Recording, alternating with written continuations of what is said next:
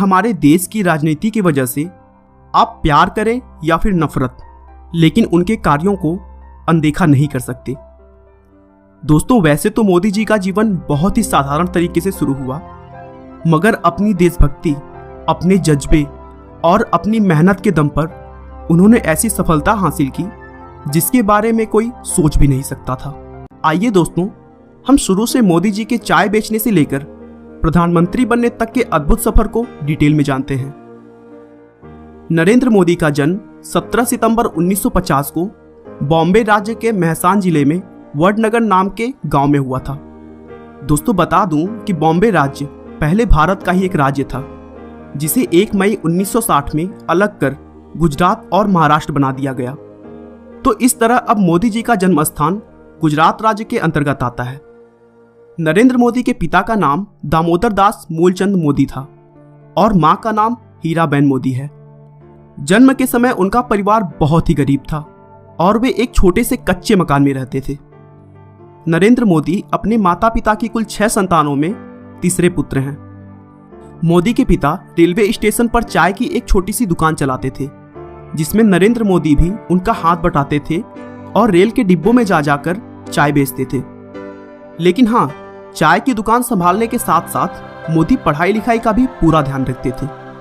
मोदी के टीचर बताते हैं कि नरेंद्र पढ़ाई लिखाई में तो एक ठीक ठाक छात्र थे, लेकिन वे नाटकों और भाषणों में जमकर हिस्सा लेते थे और उन्हें खेल कूद में भी बहुत दिलचस्पी थी। उन्होंने अपनी स्कूल की पढ़ाई वडनगर से पूरी की। सिर्फ 13 साल की उम्र में नरेंद्र मोदी की सगाई यशोदाबेन चमनलाल के साथ कर दी गई और फिर 17 साल की उम्र में उनकी शादी हो गई। 1962 में जब भारत चीन युद्ध हुआ था, उस समय मोदी रेलवे स्टेशन पर जवानों से भरी ट्रेनों में उनके लिए खाना और चाय लेकर जाते थे। 1965 में भारत पाकिस्तान युद्ध के समय भी मोदी ने जवानों की खूब सेवा की थी। 1971 में वे आरएसएस के प्रचारक बन गए और अपना पूरा समय आरएसएस को देने लगे। वे वहां सुबह 5 बजे उठ जाते और देर रात तक काम करते। प्रचारक होने की वजह से मोदी जी ने गुजरात के अलग अलग जगहों पर जाकर लोगों की समस्याओं को बहुत करीब से समझा और फिर भारतीय जनता पार्टी का आधार मजबूत करने में इंपॉर्टेंट रोल निभाया।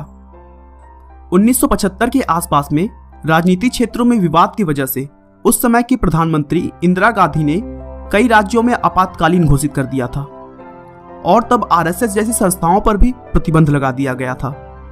फिर भी मोदी चोरी छिपे देश की सेवा करते रहे और सरकार की गलत नीतियों का जमकर विरोध किया।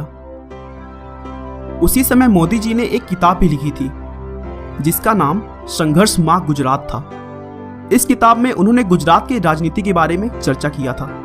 आरएसएस में बेहतरीन काम को देखते हुए उन्हें भाजपा में नियुक्त किया गया, जहां उन्होंने 1990 में आडवाणी की अयोध्या रथ यात्रा का भव्य आयोजन किया, जिससे भाजपा के सीनियर लीडर्स काफी प्रभावित हुए। आगे भी उनके अद्भुत कार्य की बदौलत भाजपा में उनका महत्व बढ़ता रहा। आखिरकार मोदी की मेहनत रंग लाई और उनकी पार्टी ने गुजरात में 1995 के विधानसभा चुनाव में बहुमत में अपनी सरकार बना ली। लेकिन मोदी से कहा सुनी होने के बाद शंकर सिंह बघेला ने पार्टी से रिजाइन दे दिया। उसके बाद केशुभाई पटेल को गुजरात का मुख्यमंत्री बना दिया गया और नरेंद्र मोदी को दिल्ली बुलाकर भाजपा में संगठन के लिए केंद्रीय मंत्री का रिस्पॉन्सिबिलिटी दिया गया। मोदी जी ने इस रिस्पॉन्सिबिलिटी को भी बखूबी निभाया। 2001 में केशुभाई पटेल की सेहत बिगड़ने लगी थी और भाजपा चुनाव में कई सीटें भी हार रही थी। इसके बाद भारतीय जनता पार्टी ने अक्टूबर 2001 में केशुभाई पटेल की जगह नरेंद्र मोदी को गुजरात के मुख्यमंत्री पद की कमान सौंपी। नरेंद्र मोदी ने मुख्यमंत्री का अपना पहला कार्यकाल 7 अक्टूबर 2001 से शुरू किया। इसके बाद मोदी ने राजकोट विधानसभा चुनाव लड़ा, जिसमें उन्होंने कांग्रेस पार्टी के अश्विन मेहता को बड़े अंतर से मात दी। मुख्यमंत्री पद पर रहते हुए मोदी ने बहुत ही अच्छी तरीके से अपने कार्यों को संभाला और गुजरात को फिर से मजबूत कर दिया। उनके अच्छे डिसीजंस और कार्यों की वजह से गुजरात के लोगों ने मोदी को 4 बार लगातार अपना मुख्यमंत्री बनाया।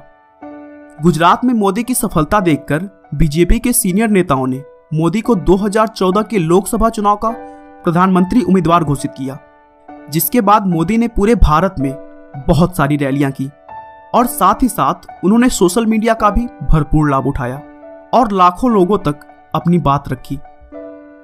मोदी के अद्भुत विकासशील कार्य, उनकी प्रेरणादायक भाषण, देश के लिए उनका प्यार और उनकी सकारात्मक सोच की वजह से उन्हें भारी मात्रा में वोट मिले और वे भारत के 15वें प्रधानमंत्री बने।